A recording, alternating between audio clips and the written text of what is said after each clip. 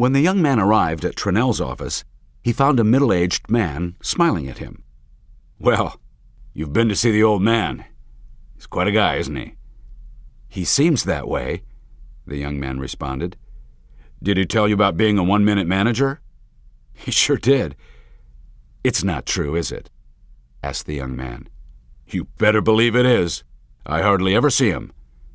"You mean you never get any help from him?" puzzled the young man.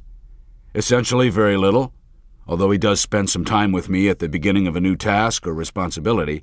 That's when he does one-minute goal setting." "1-minute goal setting? What's that?" said the young man. "He told me he was a one-minute manager, but he didn't say anything about 1-minute goal setting." "That's the first of the 3 secrets to one-minute management," Trinell answered. 3 secrets?" the young man asked, wanting to know more. "Yes," said Trinell. "1-minute goal setting is the first one and the foundation for one-minute management. You see, in most organizations, when you ask people what they do and then ask their boss, all too often you get 2 different lists. In fact, in some organizations I've worked in, any relationship between what I thought my job responsibilities were and what my boss thought they were was purely coincidental. And then I would get in trouble for not doing something I didn't even think was my job." "Does that ever happen here?" asked the young man. "No," Trinell said. "It never happens here. The one-minute manager always makes it clear what our responsibilities are and what we're being held accountable for." "Just how does he do that?" the young man wanted to know. "Efficiently," Trinell said with a smile. Trinell began to explain. "Once he has told me what needs to be done, or we have agreed on what needs to be done, then each goal is recorded on no more than a single page. The one-minute manager feels that a goal and its performance standard should take no more than 250 words to express. He insists that anyone be able to read it within a minute. He keeps a copy and I keep a copy, so everything is clear, and so we can both periodically check the progress." "Do you have these one-page statements for every goal?" "Yes," answered Trinell. "Well, wouldn't there be a lot of these one-page statements for each person?" "No, there really aren't," Trinell insisted. "The old man believes in the 80-20 goal-setting rule. That is, 80% of your really important results will come from 20% of your goals. So we only do one-minute goal setting on that 20%. That is, our key areas of responsibility. Maybe 3 to 6 goals in all. Of course, in the event a special project comes up, we set special one-minute goals." "Interesting," the young man commented. "I think I understand the importance of one-minute goal setting. It sounds like a philosophy of no surprises. Everyone knows what is expected from the beginning." "Exactly," Trinell nodded. "So is one-minute goal setting just understanding what your responsibilities are?" the young man asked. "Nope. Once we know what our job is, the manager always makes sure we know what good performance is. In other words, performance standards are clear. He shows us what he expects."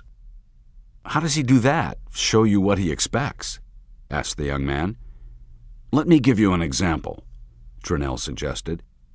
"One of my one-minute goals was this: identify performance problems and come up with solutions which, when implemented, will turn the situation around. When I first came to work here, I spotted a problem that needed to be solved, but I didn't know what to do. So I called the one-minute manager.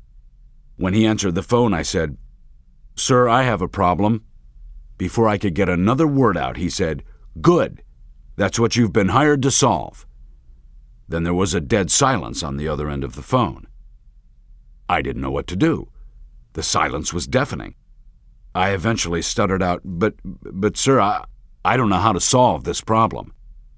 "Trinell," he said, "one of your goals for the future is for you to identify and solve your own problems. But since you're new, come on up and we'll talk." When I got up there, he said, "Tell me, Trinell, what your problem is, but put it in behavioral terms." "Behavioral terms?" I echoed. "What do you mean by behavioral terms?" "I mean," the manager explained to me, "that I do not want to hear only about attitudes or feelings. Tell me what is happening in observable, measurable terms. I described the problem the best I could. He said, "That's good, Trinell. Now tell me what you would like to be happening in behavioral terms." "I don't know," I said. "Then don't waste my time," he snapped. I just froze in amazement for a few seconds. I didn't know what to do. He mercifully broke the dead silence. "If you can't tell me what you'd like to be happening," he said, "you don't have a problem yet. You're just complaining. A problem only exists if there is a difference between what is actually happening and what you desire to be happening." Being a quick learner, I suddenly realized I knew what I wanted to be happening. After I told him, he asked me to talk about what may have caused the discrepancy between the actual and the desired. After that, the 1 Minute Manager said, "Well, what are you going to do about it?" "Well, I could do A," I said. "If you did A, would what you want to happen actually happen?" he asked. "No," I said. "Then you have a lousy solution. What else could you do?" he asked. "I could do B," I said. "But if you do B, will what you want to happen really happen?" he countered again. "No," I realized. "Then that's also a bad solution," he said. "What else can you do?" I thought about it for a couple of minutes and said, "I could do C, but if I do C, what I want to happen won't happen. So that's a bad solution, isn't it?" "Right. You're starting to come around," the manager then said with a smile on his face. "Is there anything else you could do?" he asked. "Maybe I could combine some of these solutions," I said. "That sounds worth trying," he reacted. "In fact, if I do A this week, B next week, and C in 2 weeks, I'll have it solved. That's fantastic." "Thanks so much. You solved my problem for me." He got very annoyed. "I did not," he interrupted. "You solved it yourself. I just asked you questions. Questions you are able to ask yourself. Now get out of here and start solving your own problems on your time, not mine." I knew what he had done, of course. He'd shown me how to solve problems so that I could do it on my own in the future. Then he stood, looked me straight in the eye, and said, "You're good, Trinell. Remember that the next time you have a problem." I remember smiling as I left his office. Trinell leaned back in his chair and looked as if he were reliving his first encounter with the 1 Minute Manager. "So," the young man began, reflecting on what he had just heard, 1-minute goal setting is simply, first, agree on your goals. Second, see what good behavior looks like.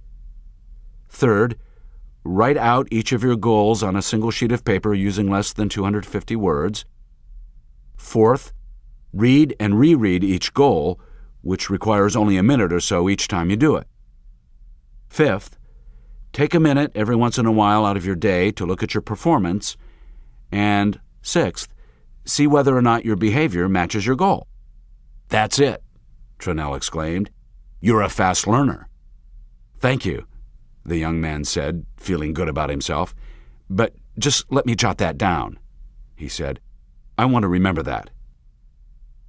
After the young man wrote briefly in the small blue notebook he carried with him, he leaned forward and asked, "If 1-minute goal setting is the first secret to becoming a 1-minute manager, what are the other two?" Trinell smiled, looked at his watch, and said, "Why don't you ask Levy that? You're scheduled to see him this morning too, aren't you?" The young man was amazed. How did Trinell know that? "Yes," the young man said as he rose to shake Trinell's hand. "Thanks so much for your time, sir." "You're welcome," Trinell answered. "Time is one thing I have a lot more of now. As you can probably tell, I'm becoming a 1-minute manager myself."